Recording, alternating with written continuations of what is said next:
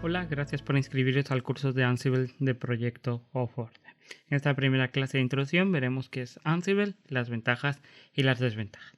Ansible es una herramienta gratuita y de código abierto, es decir, su código está disponible a todos los usuarios y hay una gran comunidad que mantiene este código, sobre todo para los módulos, y que nos sirve para la automatización de infraestructuras. Dentro de esta infraestructura vamos a tener servidores con distintos sistemas operativos, como puede ser Linux y distintas distribuciones, o Windows.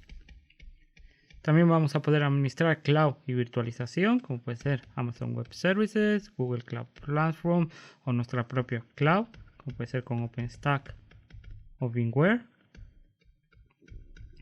Y también vamos a poder administrar dispositivos, switches o routers. Como vemos con Ansible, todo el departamento de IT se puede configurar a través de esta herramienta.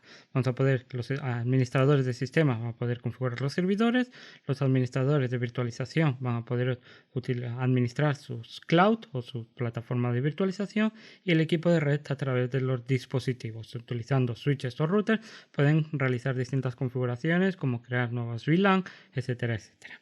Y la última parte de un departamento de IT son los administradores de aplicaciones. Los administradores de aplicaciones van a poder instalar aplicaciones, configurarlas y administrar el servicio. Es decir, por ejemplo, que esté en funcionamiento un servicio, que el puerto de configuración para este servicio sea el definido. Como vemos con Ansible, todo el departamento de IT van a hablar con la misma herramienta y con las mismas configuraciones y sintaxis. Herramientas similares a Ansible son Chef, Puppet y Salt, bastante conocidas todas ellas, también de código abierto y gratuitas en cierta manera, pero las ventajas que nos requiere Ansible sobre estas herramientas son que no requiere un agente. Nosotros vamos a tener un servidor donde va a estar Ansible instalado y vamos a administrar uno o más clientes utilizando SSH. No es requerido instalar un agente en esta parte, simplemente vamos a habilitar la conexión SSH, ya sea con usuario una clave o con las claves públicas de SSH. Una vez que esta conexión sea permitido, a través de Ansible podemos indicarle las tareas a realizar en uno o varios clientes. La sintaxis es muy simple, lo veremos en las siguientes clases, y muy fácil de aprender, no solo para administradores de sistema, sino para todo el departamento de IT e incluso managers, etc. Es seguro y fácil de mantener, al solo tener que administrar un nodo donde Ansible está instalado, las conexiones son SSH, no tenemos que requerir abrir puertos especiales, mantener el agente en los clientes, ver que todo está funcionando. Simplemente que tengamos una conexión SSH desde el servidor hasta los clientes es suficiente. El rendimiento es mucho mejor, pero también lo que comentaba, al no tener un agente, ese agente no va a requerir memoria o CPU dentro de los nodos que nosotros vamos a administrar. Y tenemos tampoco que comprobar si está utilizando muchos ciertos dispositivos, si está utilizando diferentes recursos. Y no requiere saber programar. Como comentaba, su sintaxis es muy simple, va a ser un fichero con una sintaxis llamada YAML, y veremos que en las siguientes clases es muy fácil de aprender desde el primer momento, es decir, la curva de aprendizaje es muy simple.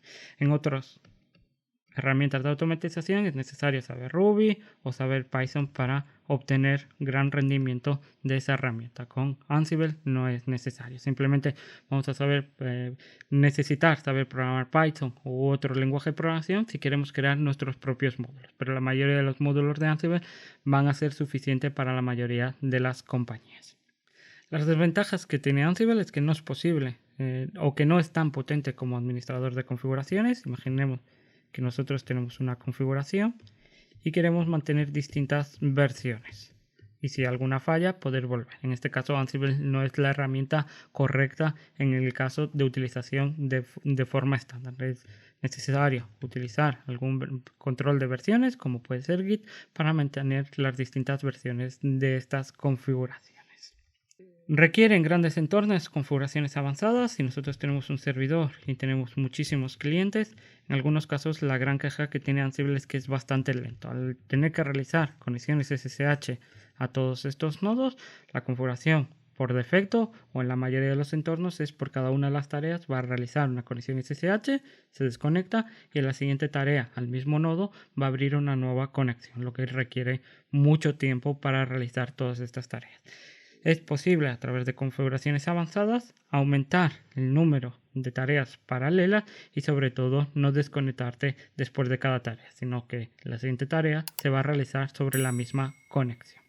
En algunos casos, una de las grandes quejas que también tiene Ansible es que los errores que surgen, sobre todo en la parte principal del código de Ansible, tardan mucho en solucionarse. Lo conocidos como bugs, muchas veces también hay soluciones, pero tardan meses en poder verlo dentro del software de Ansible. Entonces, muchos casos cuando nosotros detectamos algún error que no nos permite utilizar, por ejemplo, alguno de los módulos principales, tenemos que esperar hasta la siguiente versión, que suele tardar varios meses en ser lanzada para que nosotros podamos utilizar ese módulo, lo que nos requiere buscar módulos alternativos o soluciones paralelas. Este es uno de los grandes errores que espero que con el tiempo se vayan solucionando.